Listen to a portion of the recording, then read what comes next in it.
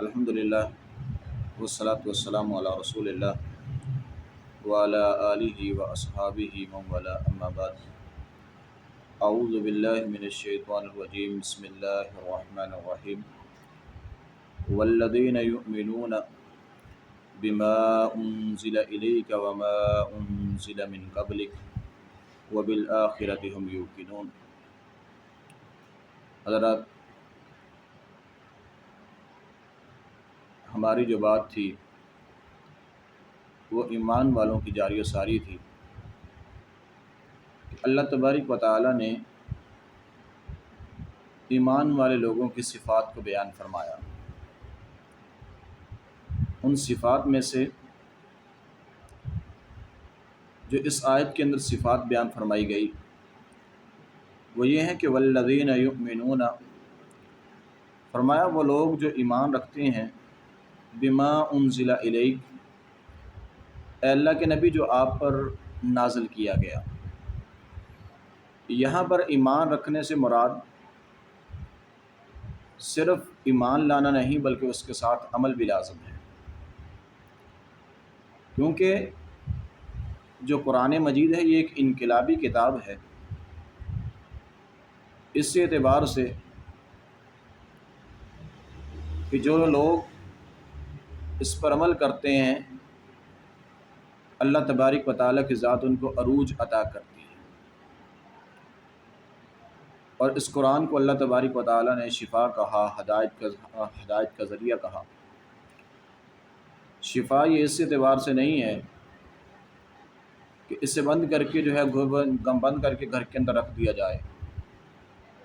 شفا یہ اس اعتبار سے ہے کہ اسے پڑھا جائے اور اس پر عمل کیا جائے۔ اسے ایک مثال کے ساتھ سمجھ لیجئے، بیان ہی جس طرح رسول اللہ صلی اللہ علیہ وآلہ وسلم نے شہد کے بارے میں فرمایا کہ شہد کے اندر اللہ تبارک و تعالیٰ نے شفا رکھی ہے،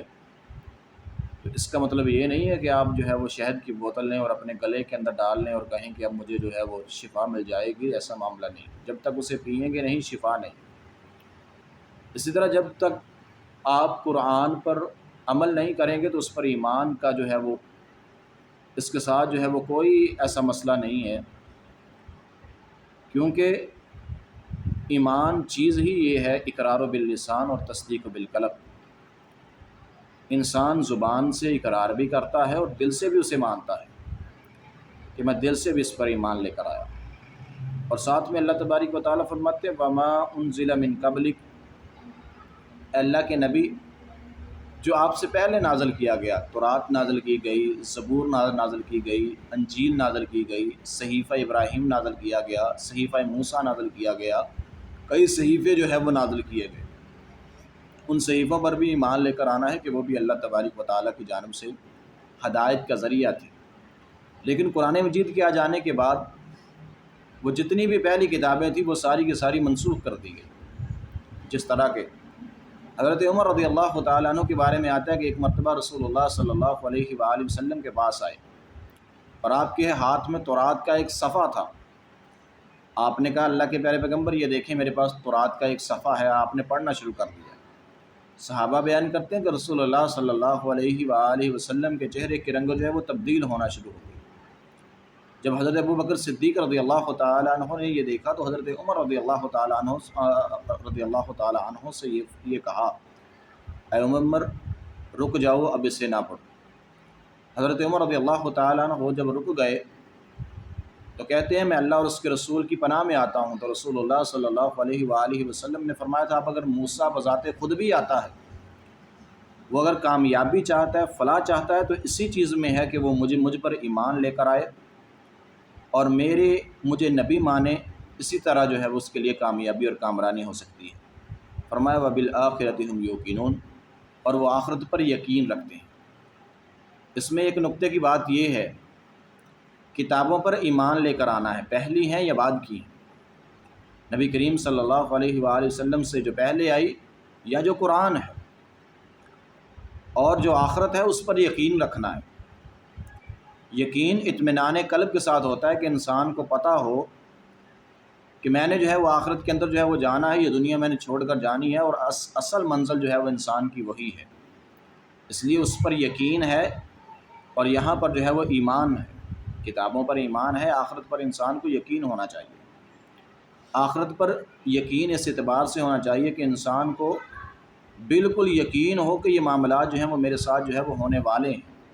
اور گویا کہ ہو چکے ہیں، عن قریب آ چکے ہیں۔ اقترب للناس حسابہم، لوگوں کا حساب کا وقت جو ہے وہ قریب آ چکا، لیکن لوگ کہاں لگے ہیں؟ فرمایا الہاکم التکاثر، لوگ جو ہے وہ مال اکٹھا کرنے کے اندر لگے ہوئے ہیں۔ فرمایا تم لوگ جو ہے وہ ایسا کرتے ہو کہ تم لوگ جو ہے وہ دنیا کو ترجیح دیتے ہو، آخرت کو کوئی بھی جو ہے وہ یاد نہیں کرتا، آخرت کو کوئی بھی جو ہے وہ ترجیح دینے کے لیے تیار نہیں۔ دنیا ہمارے سامنے ہے، دنیا کی تیاری ہر کوئی کرتا ہے، آخرت ہمارے سامنے نہیں، اس لیے ہم جو ہے وہ آخرت کی تیاری جو ہے وہ نہیں کرتے۔ اور میں یہ سمجھتا ہوں کہ یہ آیت جو ہے وہ ختم نبوت پر سب سے بڑی دلیل ہے، وہ اس اعتبار سے کہ اللہ تبارک و تعالیٰ نے یہ فرمایا اللہ کے نبی جو آپ سے پہلے آئے ہیں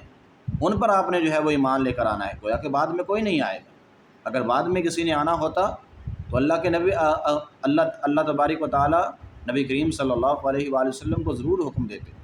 اے اللہ کے نبی آپ سے پہلے بھی، آپ کے بعد میں بھی نہیں، بعد کے الفاظ نہیں آئے، صرف پہلے کے الفاظ آئے کہ جو پہلے آپ سے پہلے کتابیں نازل کی گئی ان پر جو ہے وہ ایمان آپ نے جو ہے وہ ایمان رکھنا ہے۔ اگر آپ ان پر ایمان رکھتے ہیں تو آپ ایمان والے ہیں، اگر ان پر ایمان نہیں ہے تو ایمان والے نہیں ہیں۔ لا نفرق بین احد من رسولی،